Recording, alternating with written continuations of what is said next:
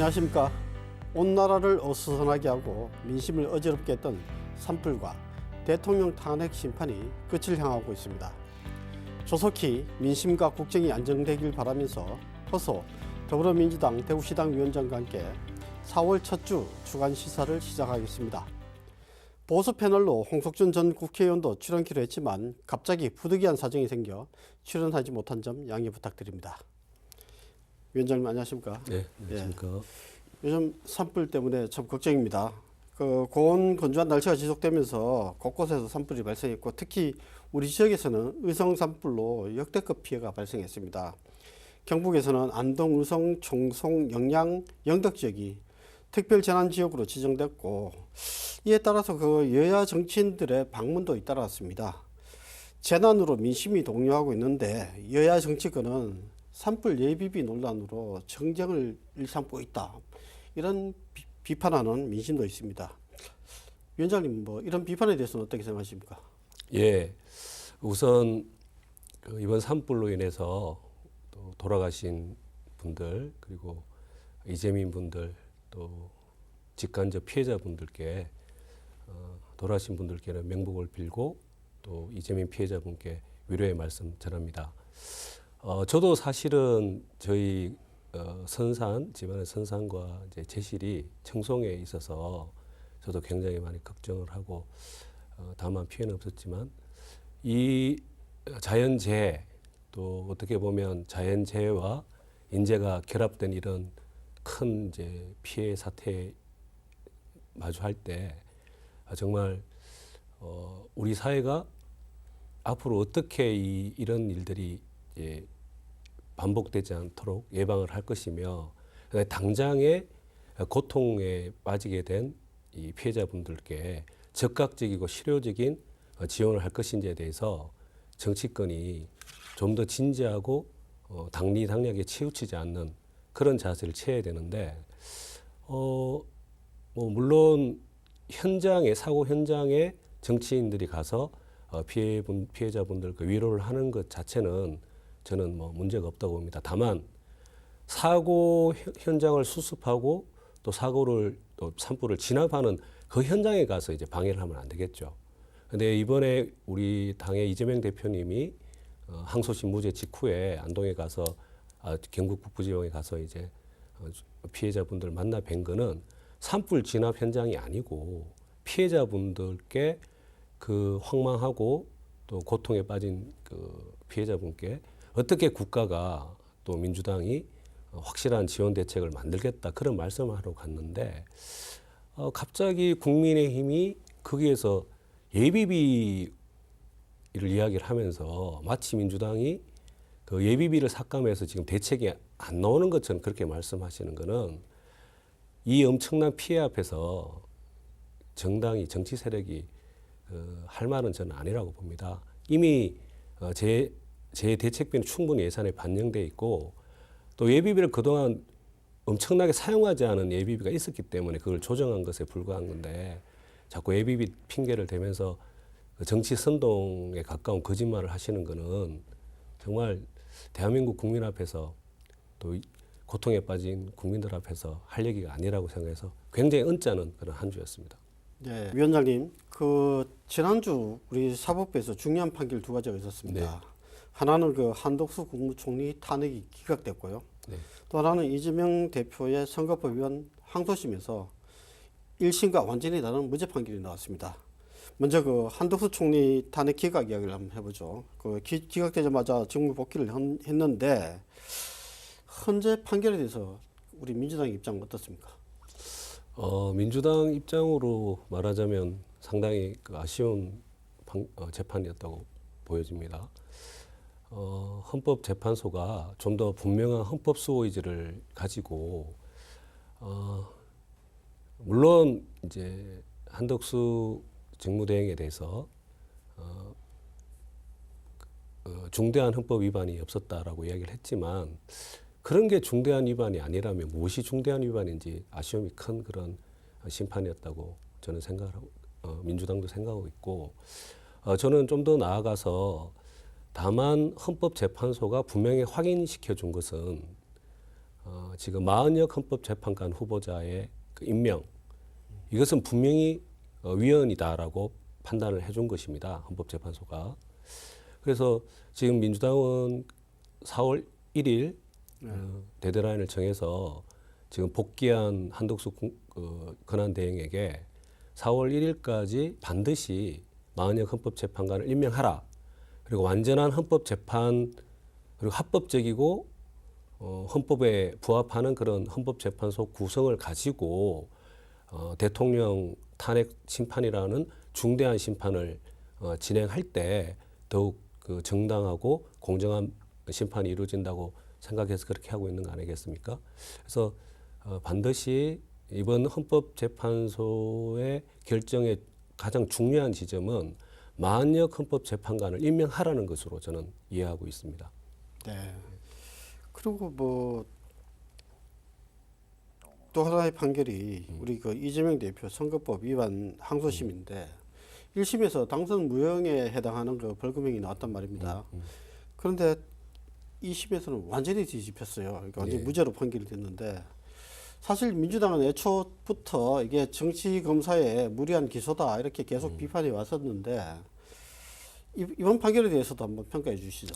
예, 항소심 무죄 이후에 민주당 대구시당은 논평을 통해서도 이야기를 했지만 이것은 윤석열 정치검찰의 어떤 무리한 그 정치 기소다 이렇게 저희들은 평가하고 있습니다.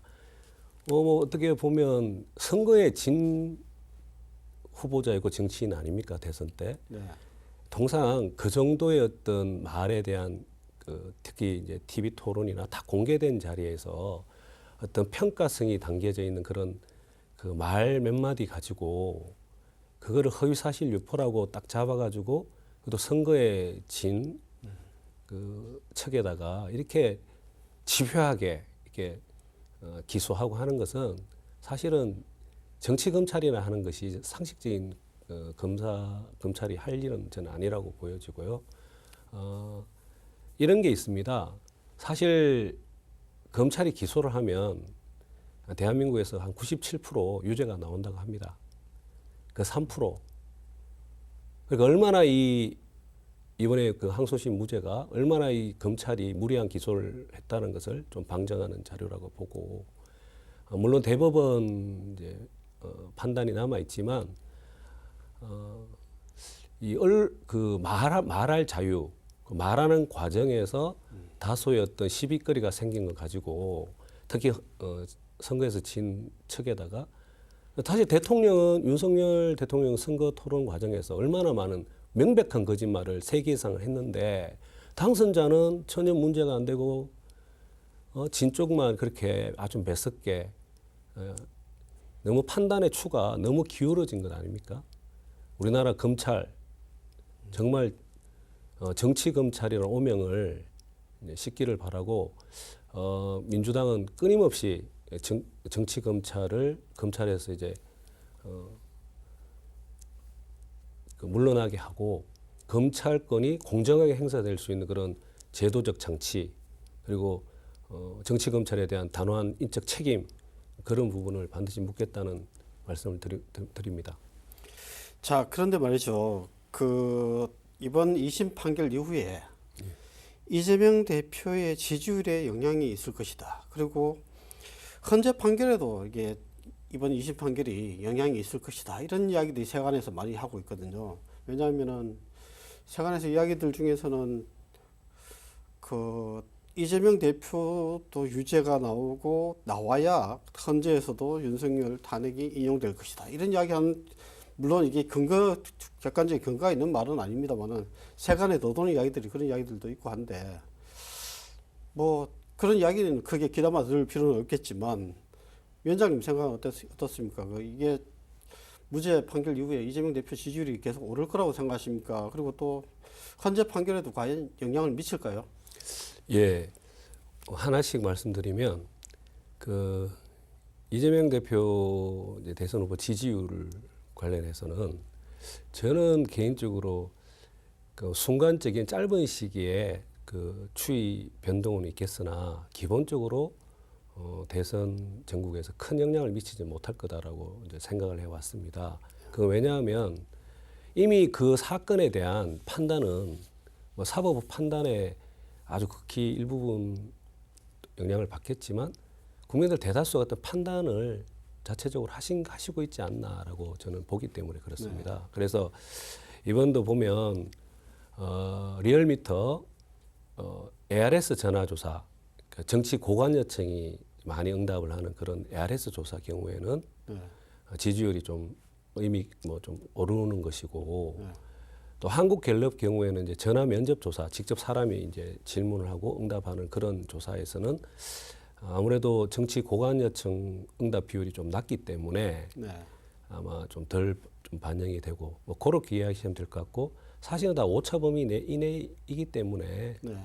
저는 뭐 기존에 제가 생각했던 그 전망 유지하고 있고 아마 이제 우리가 지난 그 역대 대선 결과를 보면은 또 그 흐름들을 보면은 사실 한 건 한 건 이슈의 영향을 유권자들이 크게 받기보다는 전체 그 대선을 전후한 큰 이 대한민국 정치와 정국을 보는 특히나 그 지금 집권 현 정부에 대한 어떤 평가 네. 이런 게 근본적으로 그 대선 선택을 규정을 하는 거지 개별적인 사건 한 건 한 건에 아주 민감하게 반응하는 뭐 그런 것은 아니라고 봅니다. 그래서 지금 여론조사는 뭐 그런 차원에서 좀 보시면 좋을 것 같고요. 항소심 무죄가 헌법재판소 윤석열 파면 심판에 영향을 미칠지는 논리적으로는 전혀 관계가 없는 사건이잖아요. 네. 그렇죠. 논리적으로 실체적으로 전혀 관련이 없는 두 사건입니다. 그래서 당연히 각각의 재판과 심판을 담당하는 분들이 헌법과 법률 양심에 따라서 판단할 것이라고 저는 믿고 다만 뭐 재판관 뭐 분들 그 마음속 깊이 제가 들어가 있는 것은 아니기 때문에 네. 또 뭐 어느 누구도 재판관 헌법 재판관이든 대법원 뭐 판사든 대법관이든 그 사람이 늘 이성적으로 감성적으로 어느 한쪽으로만 판단한다는 그런 설명 자체가 사실 한 명 한 명 개별적인 재판관 판사들의 그 판단이 중요하다고 봤을 때 어떻게 제가 단정적으로 말할 수 있겠냐마는 저는 뭐 좀 상식적인 수준에서 영향을 미치지 않을 거라고 이제 보고 그렇게 함이 마땅하다고 저는 봅니다.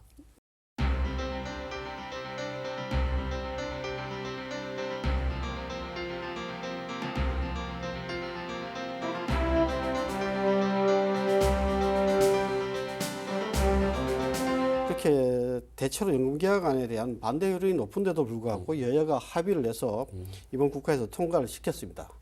특히 더 큰 문제가 이를 두고 세대 갈등이 심각하게 일어나고 있습니다. 2030 세대에서는 지금 반대 의견이 상당히 높고 50대 이상에서는 그 찬성 여론이 우세한 상황인데 한국갤럽조사 같은 경우는 30대가 반대율이 64%나 나타났고 MBS 그 지표조사에서는 20대의 반대가 63%나 63%에 이릅니다. 이런 논란, 이 세대 갈등도 일으키고 있는 이런 논란에 대해서 어떻게 생각하십니까? 2007년도에 그 노무현 대통령께서 이 국민연금 개혁은 가장 완벽한 그런 대안도 중요하지만 그것보다 더욱 중요한 것은 신속한 개혁이라고 말씀하신 적이 있습니다. 그 이후에 시간이 얼마나 지났습니까? 이게 점점 그 국민연금을 어느 선에서 개혁하지 않으면 이 미래 세대에게 더 큰 부담으로 다가갈 거라는 그런 절박한 마음 속에서 좀 타협을 한 거죠. 그런데 청년들의 걱정, 우려를 저는 이해를 합니다. 왜냐하면 너무 오랫동안 이 국민연금에 대한 이제 그 여러 가지 이제 그 좀 사실에 근거하지 않은 그 공격과 비난이 계속 있어 왔고, 사실 국민연금이 기금 소진, 사실 국민연금은 기금이 소진되고 국민연금을 못 줄 정도가 되면 대한민국이 망했다는 겁니다. 그럴 일이 있겠습니까? 그리고 국가가 다만 조금 더 국민연금에 대해서 국민들의 노후 보장에 대해서 국가 재정을 더 투입해야 되는데 그 문제가 지금 크게 남아 있는 상황이어서 지금 당장에는 청년분들이 조금 불안해하시고 또 형평성 말씀하시는 분도 이해는 하지만 이 좀 더 많은 설명, 그다음에 국가가 좀 더 연금에 대해서 책임감 있는 태도를 더 보인다면 좀 해소될 문제라고 보고, 또 구체적으로 한 말씀만 드리면은 사실은 그 세대 간 형평을 말씀을 또 이야기하는 분들이 계시는데, 지금 60대는 사실은 지금 보험료율하고 소득 대체율 조정이 됐잖아요. 네. 그 혜택을 60대 이상 분들은 받지 못합니다.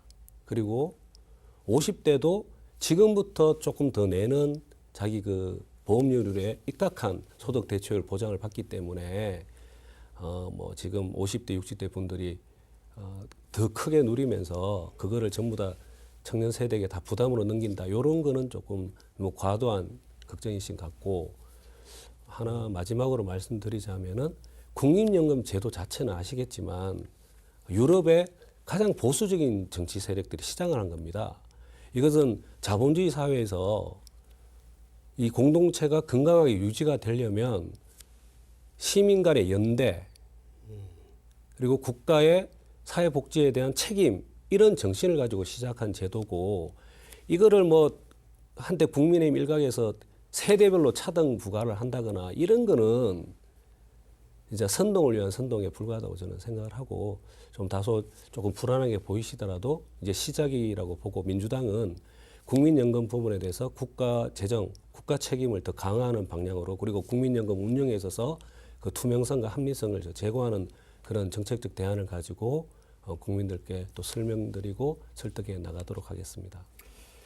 국민의힘 쪽에 그 젊은 의원들, 물론 민주당에서도 그렇고 개혁신당도 그렇고, 사실 젊은 층에 기반을 둔 의원들은 사실 반대의 이야기를 많이 했었어요. 그리고 또 재밌는 게 홍준표 시장이 처음에 이걸 두고 자기 페이스북에 찬성을 했단 말입니다. 그러고 나서 이게 모수 개혁을 먼저 하고 다음부터 차차 연금 개혁을 해야 된다라고 이야기했다가 자신의 그 플랫폼에 청년의 꿈에 자꾸 반대하는 청년들이 그걸 비판하는 여론이 자꾸 올라오니까 글을 삭제를 했어요.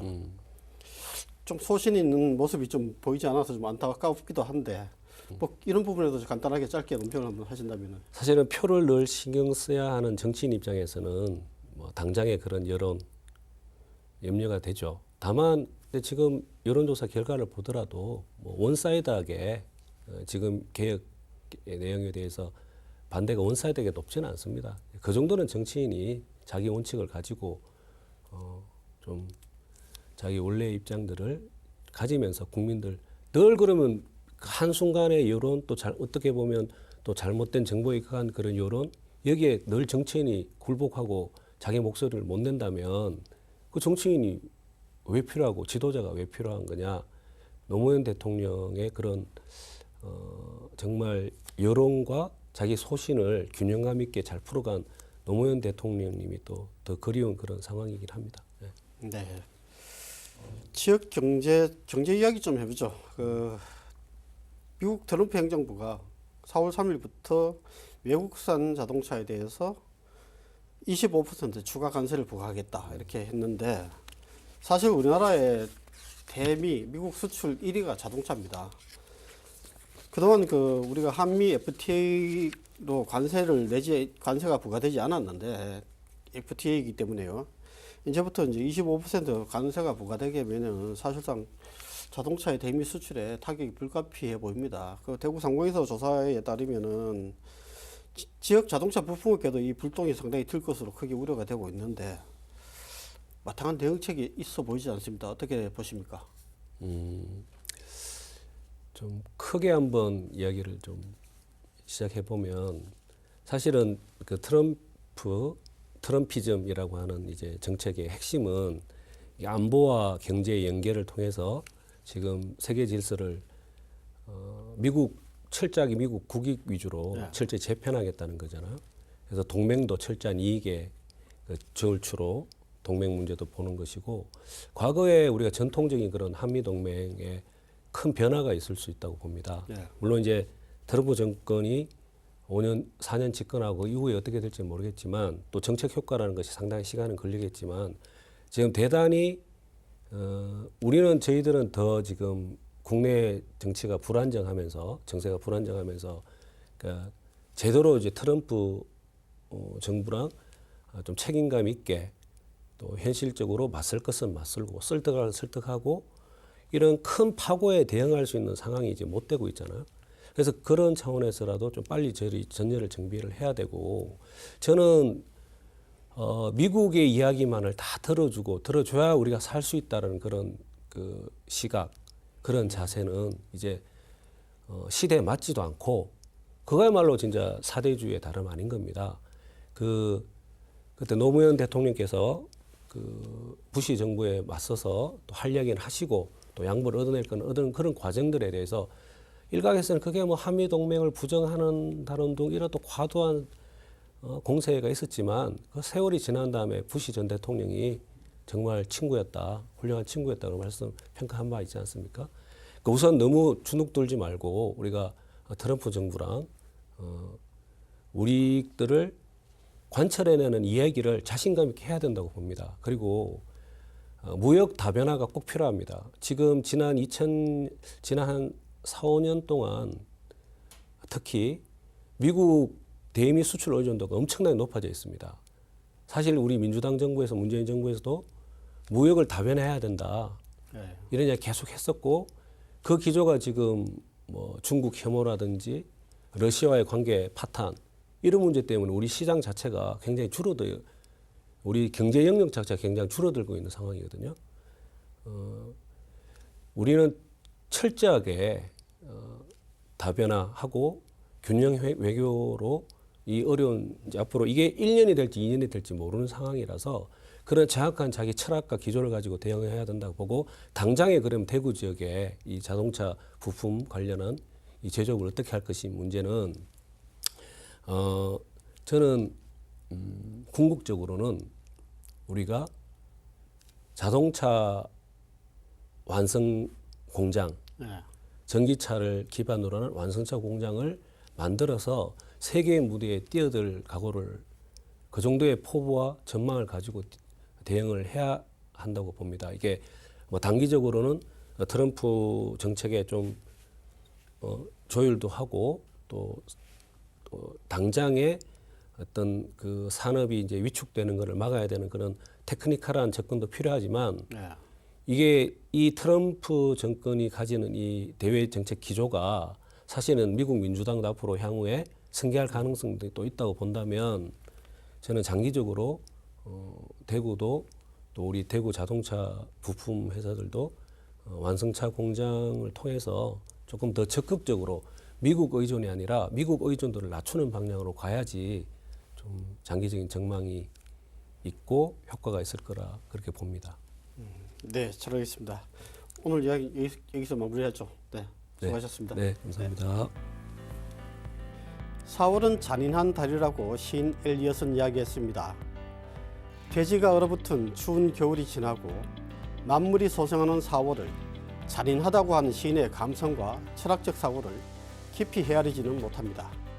하지만 계절의 변화처럼 창조적 파괴가 일어나는 이 봄에 잔인할 정도로 강한 생명력을 느끼면서 희망의 씨앗을 뿌리는 4월 맞으시길 바랍니다. 감사합니다.